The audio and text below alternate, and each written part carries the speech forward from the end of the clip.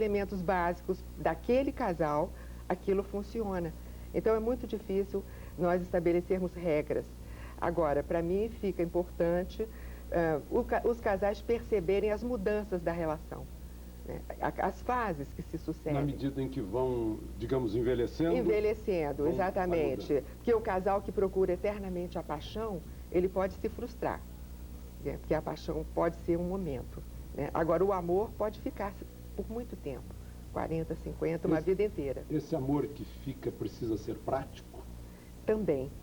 Esse amor não basta estar dentro das pessoas, ele precisa se revelar em gestos. Daí eu digo prático. Então pode ser até a flor, no caso, que alguém manda após 30 anos de casada. Ou a cama que é arrumada. Ou a cama que é arrumada. Existem 1000 gestos de delicadeza entre as pessoas que realmente formam o casamento e que não devem ser achados que são pouca coisa. Quais são os maiores problemas, assim, como terapeuta de casais, que a senhora tem visto nesses últimos tempos? Tem muita coisa da falta da conversa entre o casal? O que que... Tem. A falta de conversa assim, importantíssimo. Tanto que quando o casal vem para terapia de casal, o processo não é tão complicado. O processo, por parte do terapeuta, é tentar restabelecer esse diálogo. Tentar que um ouça o que o outro fala. Porque na vida de casal começa a haver uma certa surdez. Os dois falam e ninguém ouve. Então, o primeiro trabalho do terapeuta de casal é restabelecer esse diálogo. Doutor Marcos, eu vi que o senhor estava fazendo anotações enquanto a gente mostrava depoimentos de casais. O senhor podia Mania falar? De professor. Na verdade, quando eu estava ouvindo depoimentos, eu via coisas do tipo: parece que a vida ela se assemelha muito a um jardim. A gente está sempre como um agricultor plantando e replantando. Quando eu venho a Brasília, eu fico muito feliz de ver os jardins, e às vezes me dá uma certa tristeza quando eles estão sendo arrancados, mas o processo da vida é esse. Se elas não forem arrancadas, aquela beleza que a gente via vai desaparecer. Mas no casamento, e aí eu coloco no plural, não só o casamento, mas as uniões estáveis, as parcerias entre pessoas do mesmo sexo, você tem um processo de construção. Ou seja, numa construção eu tenho sempre a perspectiva de ter começo, meio e a possibilidade de ter um fim. Eu posso ter uma catedral, como a Catedral de Fortaleza, que levou anos a fio para ser construída, mas para alguém ela teve fim.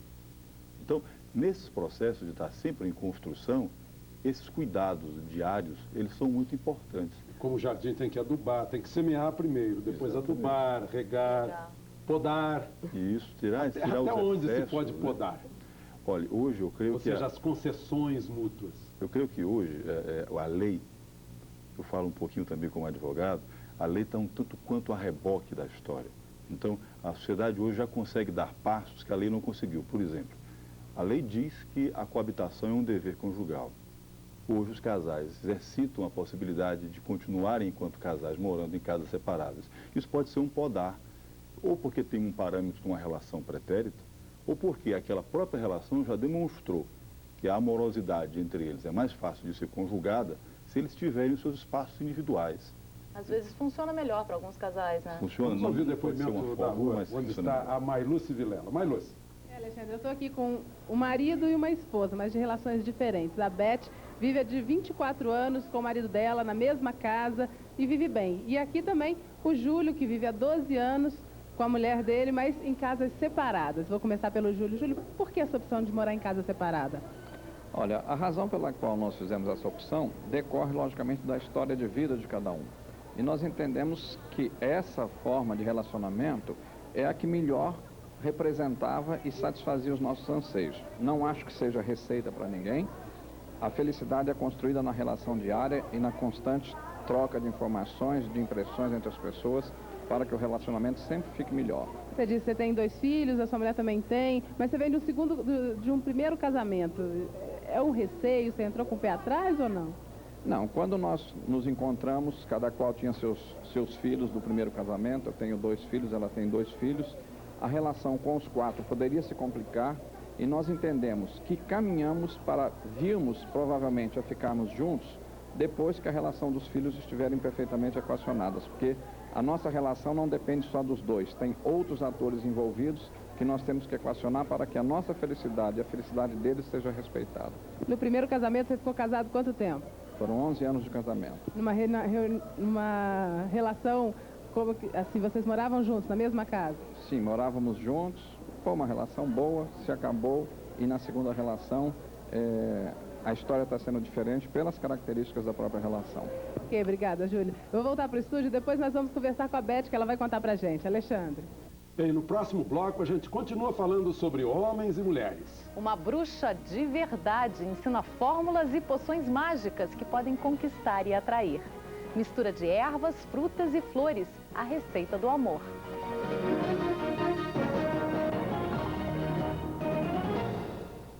Quando o amor não tem jeito, recorre-se a tudo, até a bruxaria, que nas poções usa mel para adoçar corações. A repórter Camila Guimarães mostra as fórmulas de uma bruxa que não tem nariz grande, nem vassoura voadora. Mel, flores e frutas são ingredientes baratos e fáceis de encontrar para fazer uma porção do amor. Quem vai nos ensinar é a Mércia Verfluit, bruxa há 14 anos. Anote os ingredientes: 3 colheres de sopa de mel, 3 folhas de louro, 300 gramas de manga, pode também usar morango, 1 maçã, 5 flores de hibisco, essa flor que a gente encontra nos jardins, e 1 garrafa de vodka. Você vai colocar todos os ingredientes numa garrafa, nas proporções dadas, acrescentar a vodka. Isso aqui você vai levar no sol por umas 2 horas. Basta um pouquinho da porção. 15 gotas na bebida ou na comida da pessoa amada. Em no máximo 7 dias, aparece o resultado. Para quem está solteiro e quer chamar a atenção, a receita é a pasta de mel. Uma mistura de pétalas de rosa, mel e erva doce. Depois do banho, passa a mistura na pele e toma uma última chuveirada. Pronto, os homens vão se apaixonar. As receitas podem ser usadas com o namorado ou marido. Os homens também podem usar as porções mágicas para conquistar. Todas esquentam a relação. Para a Mércia, o importante é fazer tudo com amor. Na bruxaria, a gente costuma dizer o seguinte: os deuses reservam para cada um par. Não adianta você insistir com uma pessoa que você não gosta. O ideal é você se encantar para encontrar o seu grande amor, a sua metade. Na verdade, bruxaria e encantamento são sinônimos, são parte dessa magia da sedução. A repórter Mailúcia Vilela volta aí com o homem e a mulher. Mailúcia. Alexandre, vou começar perguntando para o Júlio. Júlio, alguém te pegaria com uma poção daquela ali? Olha, eu acredito que a bruxaria da relação está na conversa entre os dois, na troca de flores e de amor. São as gotas de amor que fazem a felicidade. Com todo respeito, eu não acredito nesse tipo de coisa. Então tá, agora eu vou conversar com a Beth. Ela é casada há 24 anos, vive na mesma casa com o marido, tem uma união perfeita. Você precisou usar de bruxaria para pegar seu marido? Não. Eu acho que não, com todo respeito, como disse o nosso colega, eu não acredito nas bruxarias. Eu acho que o amor é uma coisa que vem de dentro, de cada um de nós. Qual o segredo, então, para você dizer, para a gente falar aqui, 24 anos de uma união feliz? Eu acho que o segredo é, sobretudo, dividir as coisas boas e as ruins também. E dizer mais eu te amo. Eu acho que as pessoas usam isso pouco hoje. Tem medo de se expressar. Eu acho que se abrir para outra pessoa, sempre, dividindo e dialogando. Eu acho que tem que saber relevar muitas vezes. Assim, ceder é muito importante, de ambas as partes. Tanto do homem quanto da mulher. O que você acha mais complicado para manter uma união de 24 anos no casamento? O que é a toalha em cima da cama? O que é? Não, eu acho que o complicado é manter acesa a chama do amor. É você todos os dias alimentar isso, cultivar. Eu acho isso é o mais complicado, porque enquanto existe o amor, eu acho que as soluções aparecem. Você tem quantos filhos? A sua mais velha está aqui. Eu tenho 2 filhas. E nem as crianças não atrapalharam? Não. Ao contrário, eu acho que quando existe o amor, as crianças só vêm selar e aumentar esse amor. Então tá bom, obrigada. Vamos voltar a essa conversa para o estúdio. Alexandre. Pois é, os dois falaram em diálogo. Os dois falaram em diálogo. E realmente, ela colocou também uma coisa muito importante, o compartilhar, e principalmente esse compartilhar, ele revela o cuidado do dia a dia que é preciso ter com esse amor. Que o amor é um sentimento, mas ele é uma chama que precisa ser mantida. Então, esse cuidado, eu acho que nem com 30, nem com 40, nem com 50 anos de casado, como nós vimos na entrevista do começo do programa, pode ser descuidado. Agora, o Júlio falou uma coisa interessante também, que ele disse que essa situação de estar morando em casas separadas é porque ele está num segundo casamento, ele já tem filhos do primeiro casamento e a companheira dele já tem filhos também do primeiro casamento. Isso acaba sendo, às vezes, uma necessidade também, talvez no segundo casamento? Digamos que pode ser uma possibilidade. O que a gente tem que ver é que os casamentos, na verdade, têm que ser tratados como hipóteses. Por exemplo, durante muito tempo se teve como caso clássico a relação de Simone de Beauvoir e Jean Paul Sartre. E era uma coisa clássica, distante, serviu para eles, não serve para mais ninguém. Hoje nós se vendo que depois dos anos 60, as relações afetivas começaram a mudar com muito mais rapidez. E há casais que na primeira relação já mantêm vínculos em casas separadas. Tanto que um avanço que a legislação brasileira, no que diz respeito à união estável, conseguiu galgar, é que não há, nas duas leis, nenhuma referência explícita a que as pessoas tenham que coabitar. Agora, eu diria o seguinte, em casa separada é fácil, eu quero ver em 24 horas por dia. Como é que é 24 horas por dia? Talvez aí seja mais uma tentação, inclusive, para poder manter essas relações. Porque, engraçado é que quando a gente fala em amor, a gente fala uma perspectiva única. E para nós ocidentais, amor é sempre o amor eros.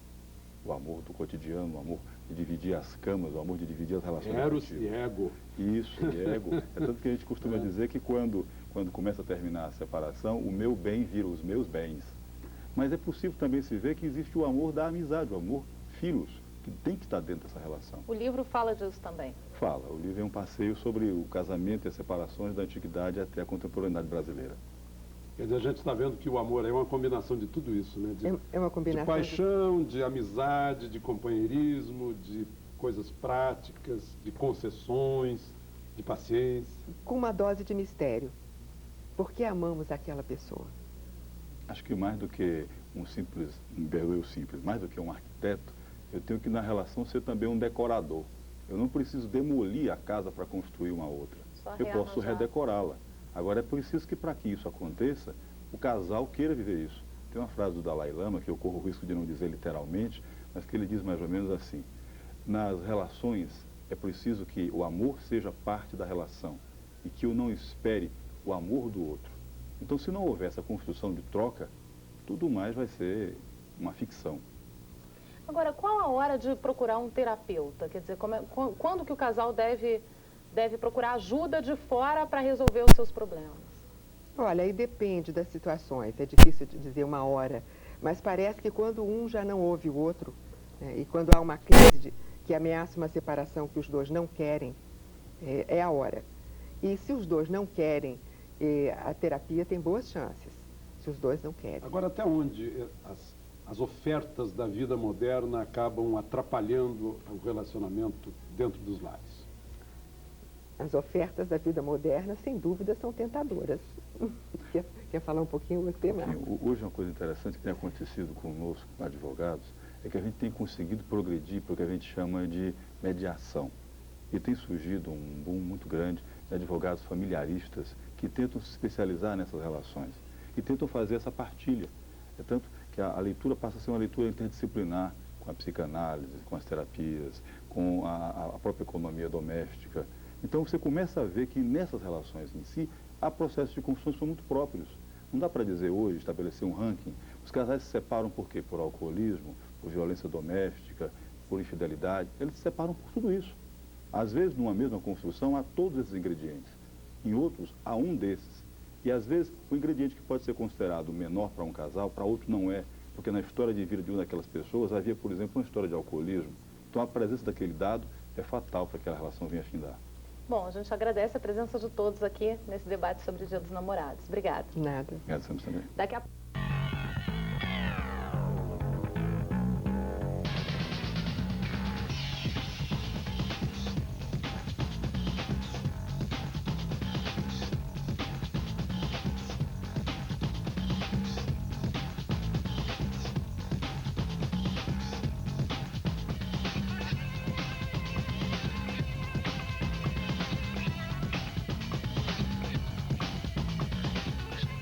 O secretário-geral da OAB e escritor Marcos Colares acaba de lançar o livro A Sedução de Ser Feliz. Confira.